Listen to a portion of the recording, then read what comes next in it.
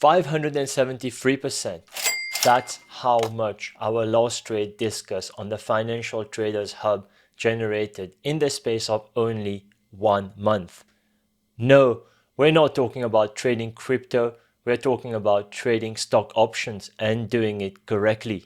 If you're intrigued and want to understand how to generate such high quality ideas with outsized returns, let's jump right into the trade review. We'll go through the genesis of the idea, step-by-step construction, share our learnings throughout the trade, and also discuss some best practices when it comes to trading and more specifically trading stock options. But first, your most favorite slide.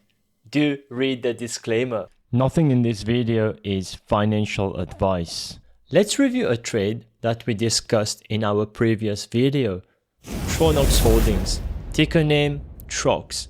On the 14th February 2024, Trox was trading at $12.6. We were buying call options with strike $14, expiry 15th March 2024 at 33 cents per contract. At that point in time, we had a price target of $16. Fast forward 1 month, Trox was now trading at $16.39. That's a 30% increase in just 1 month. On the 13th March 2024, we were busy selling our call options at an average price of $2.22. That's a massive return on investment from buying the call option at 33 cents and selling them for $2.22 per contract. The return on investment was 573%. If you've already subscribed to the channel, thank you very much. By now, you would have realized that this is not the only one high return on investment trade that we've put out on the Financial Traders Hub channel. In fact, Tronox Holdings might have one of the lowest returns. Portillo's was more than 600%, CarMax was 600% plus, and now Tronox Holdings just short of 600%. Jokes aside, guys, my message to you is that this is serious stuff. This is life-changing stuff. And also, what I want to convey here is that we are not a one-trick pony. We're not getting lucky. We're consistently finding these ideas and presenting them to you on the Financial Traders Hub channel. What's great here is that you can go to the channel, look at all the videos. They are all timestamped. So there's no possibility for doing stupid things like hindsight trading, pretending that you've been in trades after they've happened, pretending that you've made massive returns on a trade that you've never taken. We don't engage in that type of behavior. Frankly, that's a waste of our time. What we do is we discuss ideas in a timely manner before the move has happened. We explain our thought process going into a trade, and we also explain how we structure the risks using options most of the time in the portfolio. When it comes to trading, we take this very, very seriously. You would have realized there is some method behind the madness, right? The reason we're able to generate such high quality, high conviction trade ideas on a consistent basis is because we utilize a systematic approach to finding these ideas. We understand what makes share prices move. We understand the drivers, both macroeconomic drivers and company-specific drivers.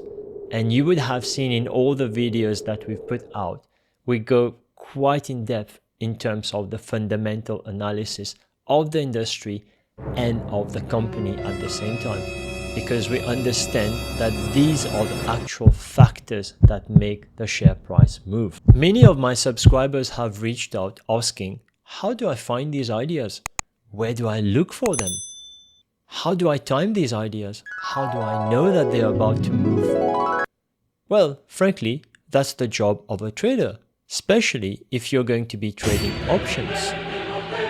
The reason you get such high returns on investment on options is because, firstly, you're able to get the direction of the stock move right. Secondly, you're able to get the magnitude of the move right. And thirdly, most importantly, you're able to get both the direction and the magnitude of the move correct within your specified trade horizon. So, timing is extremely important, right? Today, I've decided to showcase the genesis of the Tronox Holdings trade idea.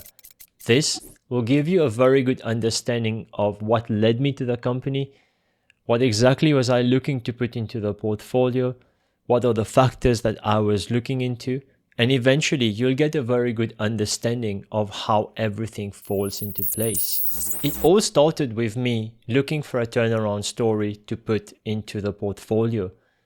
Now, that's a very wide net that you're casting because first of all, you need to decide which sector you're going to be looking into, which industry, and eventually what company would be the right candidate within the time horizon of our trade. The first question to answer is, which sector do we start looking at? Well, there are many sectors in the economy, and we cannot look at every single thing under the sun. We need to find a way to narrow it down to a space where we might find quite a few suitable turnaround candidates, and then work our way to specific companies where there might be a timely opportunity. By definition, if you're looking for a turnaround story, it means that this particular company would not have been doing very well in the last few quarters or maybe even last few years. However, the reason you're looking at this particular company is because you're seeing fundamental improvements within its industry and within the company itself. That means that it will be doing better in the future than it was doing in the past. Therefore, when it comes to answering the question, which sector do we look at, we also probably want to look at a sector that has not been doing really well in the last few months or quarters or years. And then we dig a little bit deeper to understand if the factors that have been affecting that particular sector are now improving, and therefore companies within that sector would tend to benefit from these improvements in the future. One of the ways that I'm able to keep track of whatever's happening to major sectors within the US economy is the ISM Manufacturing and Service Reports. These reports are published on a monthly basis and are freely available on a specific website. These reports are crucial for me to get an understanding of all the components within the different sectors and understand what is about to happen in the US economy. Let's look at the ISM Manufacturing Report in the US. Now, I have to caution you, this is not how the actual report looks like. This is more of a spreadsheet where I record the monthly reports that come out and put it in a format that's a lot more usable for me to be able to track movements from month to month. Today, for the purposes of this video, we'll be looking at the new orders index. The way to interpret this is if you see a negative number, that's indicative of contraction in a particular sector. 0 means neither contracting nor expanding. A positive number indicates expansion. Now, if we look at the chemical products sector, you would see that for many months from April 2023 all the way to October and November 2023, we've been getting consistent contraction within that sector. Remember what we said earlier. We want to look at the sector where things haven't been that great and a lot of companies would have fallen out of favor by virtue of that. So looking at this, chemical products was definitely a space for me to start digging into. At least it gives me a great probability of finding turnaround stories within. And then what happened is in December and January, we had 2 consecutive months of expansion. So now remember, as I'm putting on this trade, I don't have the data for February 2024. So I could only see up to January 2024. But now we've got the data for February 2024.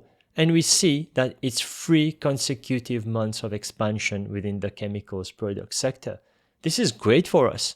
It's a great catalyst if we have the Tronox Holdings trade on. My thinking at the time was that the chemical sector was definitely expanding, or at the very least, seeing green shoots. But what does this mean? Does it mean we just go and buy any random chemicals products company, or we find a few of them and we buy them indiscriminately? No, that's not what we do as traders.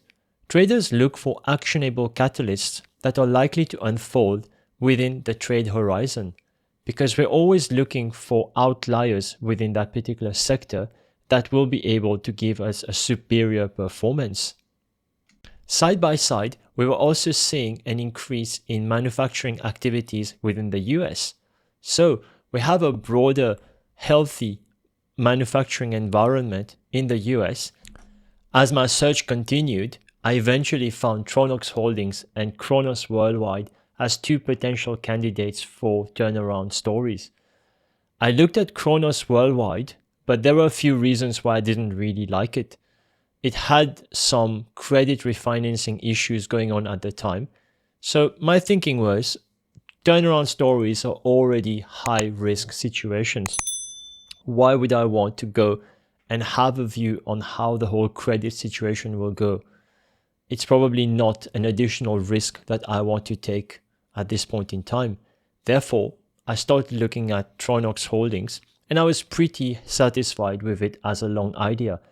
One of the great things of Tronox Holdings versus Kronos Worldwide is that Tronox Holdings is vertically integrated, and that has a big advantage when it comes to the company being able to control everything along the value chain. So from the time the ores come into the company all the way till manufacture of the feedstock, the company has control on everything.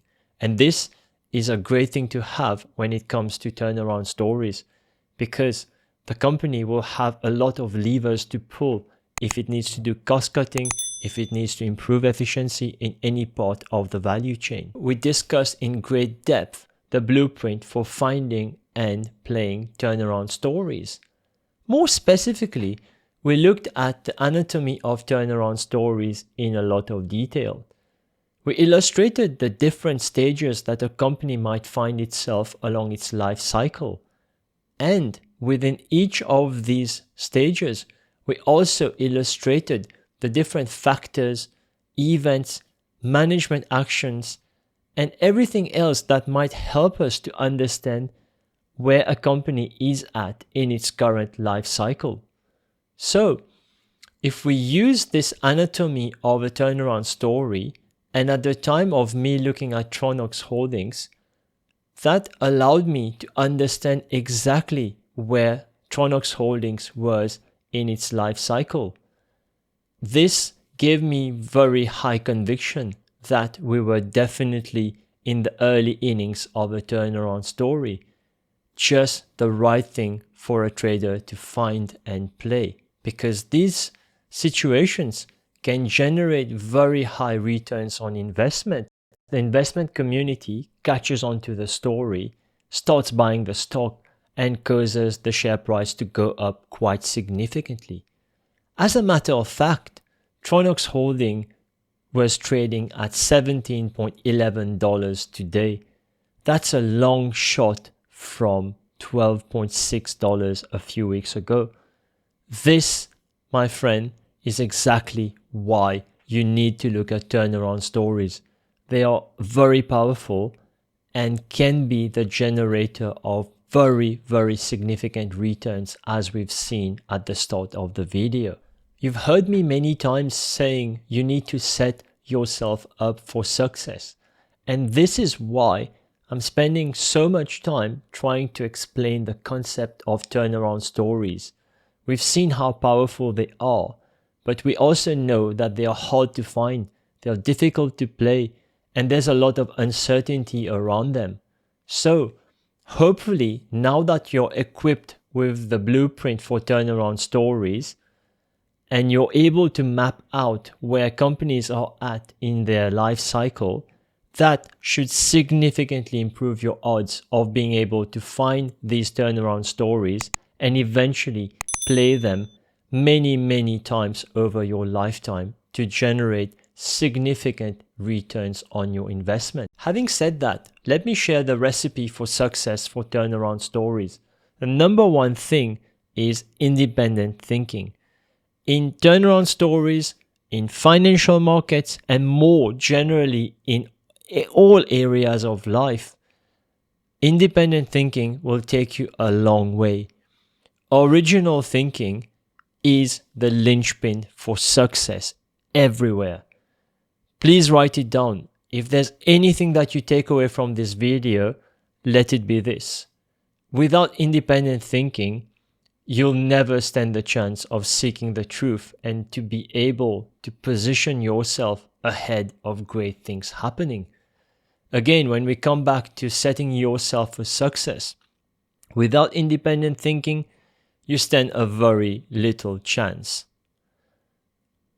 In line with this, what we also need to understand is if you're able to develop this mental framework, in other words, if you're able to understand the blueprint for analyzing turnaround stories, that in itself is a large part of the recipe. All you have to do is just apply it objectively to all situations that you see in the future, and you won't ever need me. You can go and find your own ideas and play them independently of me. Once you've gotten the framework, you've already unlocked levels in your head, and you should be able to go out and do this on your own. The other thing that's very, very important is to be able to develop a storyline. You need to understand what's been holding up the sector and the company over the last few quarters. Why is the company down? Why is the sector down? Once we are able to develop that storyline, then it will give us a very good understanding of where the company stands. We need to understand what management is saying. Look at what they are saying from a few quarters and how that has evolved in the recent past. Are we seeing an improvement in the sentiment? Are they hinting at things improving within the industry? Are they giving positive outlook on their own company and on the industry in general? The management is the closest to the action, so it's very important to listen what they have to say. It's also important to take everything with a pinch of salt because management will always say good things about their business, but they will give you a lot of hints, a lot of cues that will allow you to piece everything together. The third thing is, do not ever look for a secret formula. I have so many people who come to me and they will ask me questions like, how do you know exactly when a turnaround story will happen? What are the metrics that you look at? Can I get something specific that I can just, apply in a screener and that would help me to get 10 turnaround stories on the fly? It doesn't work this way. You have to do the work. You have to do a lot of digging. You have to build that storyline.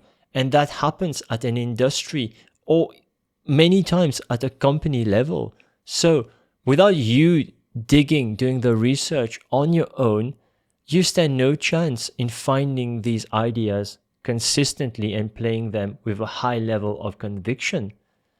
Trox was a particular example. I had never heard of the company.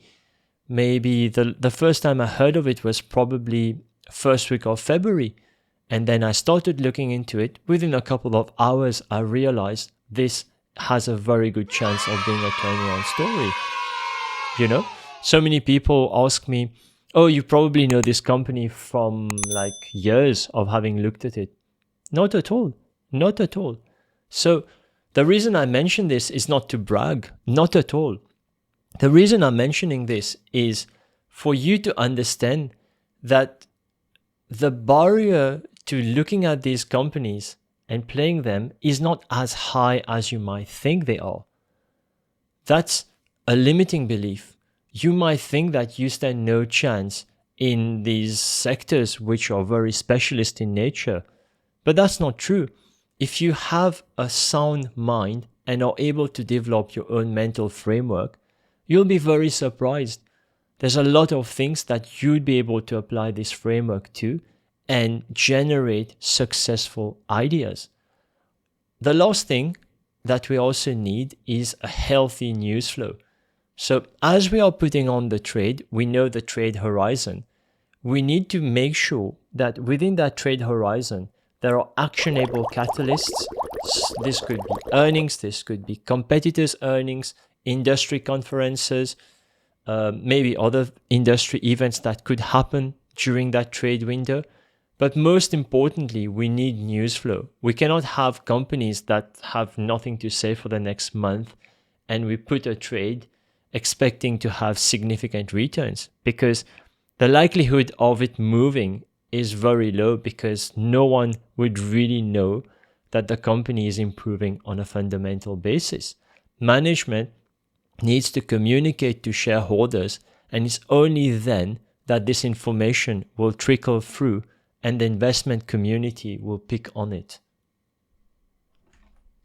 It's not the first time that you hear me say that you need actionable catalyst during your trade horizon.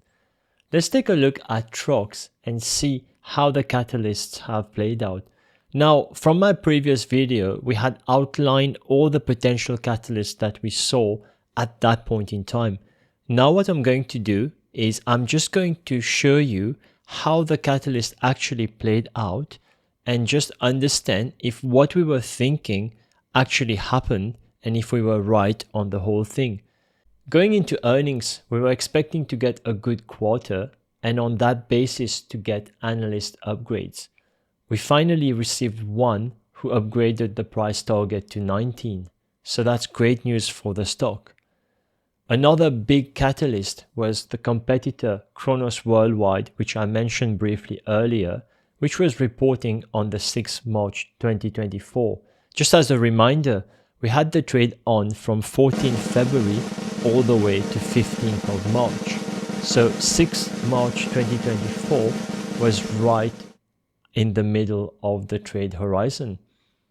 That gave us a very good catalyst in that Tronox Worldwide came out and confirmed that the recovery within the industry is definitely underway.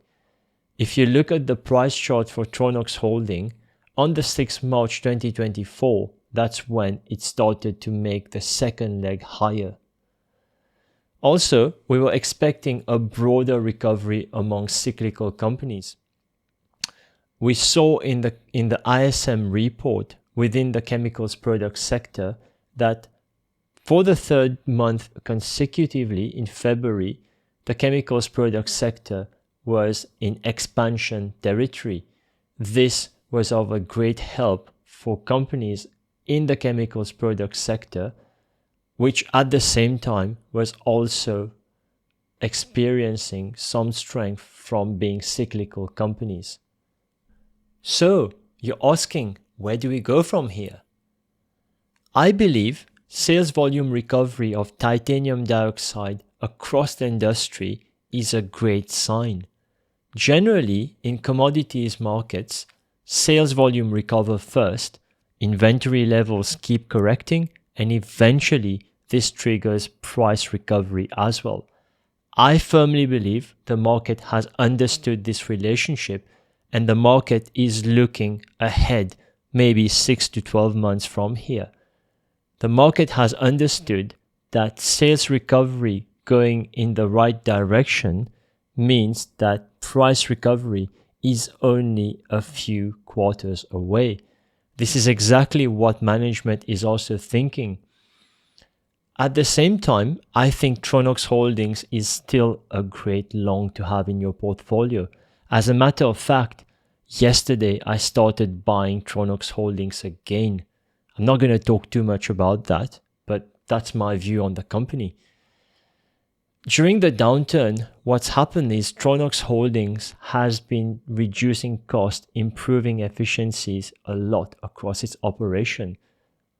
Management has indicated that new inventory that will be produced from H2 2024 onwards is likely to be having a much higher margin than the current inventory. So as the current inventory gets exhausted, I believe the new inventory will have higher levels of margins related to it, and therefore this will quickly trickle through the earnings for Tronox Holdings. In summary, a combination of higher revenue and higher margins bode well for the significant ramp up in future earnings. This is why the stock is up so much. The market understands this. The market is positioning itself for the next 6 to 12 months. It's not looking at next quarter. It's positioning itself ahead of time. I think in the next quarter's earnings, we could also get management giving us a little bit more cues around the recovery, and with that, sharing a bit more positive comments about how Q1 of 2024 went. They already indicated that January and February were very good months. Another catalyst that I also see on the horizon is as Tronox Holdings is picking up steam, it's also trading a lot more liquidly now. So if you look at the sales volume, it's been significantly better than in recent times. I think the improved liquidity profile of the stock as it moves from a very small mid cap to a slightly bigger mid cap with a bit of steam, I think it should be able to benefit from that. As you know, a lot of funds have constraints on liquidity, and as the liquidity profile of stocks improve, more funds are able to buy into that particular stock. I think that will set the stage for more institutional accumulation as we go along. As traders, we are lifelong learners. Therefore, we generate learnings from every situation that we get involved in. Tronox Holdings was the same. As we were putting on the trade, we realized that the options are not very liquid. Therefore, we had to be very disciplined with our execution. We also realized that fundamentals matter a lot, but we have to wait for all the stars to align. In our previous video, you would have seen this slide where we were asking ourselves if all the stars are now aligned. It's true that we are fundamentally driven traders. However, as we look at all the stars aligning, we also need to factor in the technical setup of the stock price. In this chart, we can see that the stock was technically poised for a breakout, and once it took that resistance level, the stock price just flew much higher. As we stand now, there's a higher resistance level around 17.3 or something that is yet to be taken out. I think the stock could easily break through that resistance level and go much higher. That remains to be seen, right? We're not making decisions purely based on the technical setup of the stock price. Not at all. The reason why we look at technical setup is because if you look at the share price here, there were 3 occasions in the past over the last few months that the stock tried to break out from, but did not manage to, and then it just sold off from that resistance level. So as we were putting on a long position, we need to make sure that there are enough fundamental fuel in the tank that will eventually cause the stock price to go through these resistance levels. That's a great setup for us as traders. It just puts the odds in our favor. As we hit these big winners in financial markets, it becomes very evident that one of the main learnings is that we need to ditch financial media. We need to ditch blogs, investing, stock tips, all that nonsense, because this is not part of independent thinking. If you were looking at the financial media, all they could speak of was Nvidia, Tesla, Google, Amazon, whatnot. And then you have these permanently bearish guys. I call them macro doom artists. They keep pushing narratives. And the interesting thing is these narratives have unlimited timelines. So eventually they will be proven right. It might even be after their lifetime. And when they'll be proven right, they'll say, oh, we told you so. Well, you told us so like 10 years ago. How does that matter? As a trader, like I've explained before, everything that we do is time bound. We don't just say this is going to happen and then we wait for it to happen and then appear 10 years later to claim victory. This is not what trading financial markets is all about. So there's a lot of noise, a lot of these things that get pushed out in financial media that just, it serves no purpose. It's just there to distract you, waste your time, get you further from the truth, get you to be trading in the wrong way. In other words, there's nothing good that comes out of it. Remember, we discussed earlier, independent thinking, independent thinking, independent thinking. You know, Trox is a great example because during that trade horizon, the S&P moved 4.34%. Trox, by contrast, moved 30%. Think about that. That's alpha generation. Now, if you are able to structure that trade using options, there's no point even getting into that. The outperformance is just enormous. You just can't quantify it. It's enormous. On a stock level, it's already massive alpha generation. Using options is just ridiculous. One last thing that I would always like to mention is that as a trader, you have to embrace volatility. Even Trox, with all the good news in its favor, even Trox was experiencing a few days of volatility. So a couple of days against you should not make you doubt your thesis. Our mission at the Financial Traders Hub is to help you navigate the financial markets in real time. We know that the constant challenge for retail traders that prevents them from being profitable in financial markets is trade idea generation. We understand that you have a lot of difficulty when it comes to generating your own independent, high-quality, actionable trade ideas. Now, you would agree with me that this is the lifeblood of any portfolio. Without high-quality ideas, it's impossible for you to make profits on a consistent basis. At the Financial Traders Hub, this is exactly the problem we've set out to solve. We want to show you in real time how we generate ideas for our own portfolio and how we structure the risk for asymmetric returns. We know that this information is highly valuable, which is why we encourage you to pay attention. Also share it with your friends because somehow someone is going to benefit from this. So this is it, guys. I hope you learned something today and you're getting great value from the Financial Traders Hub. With this, I'll take your leave and see you soon for the next trade.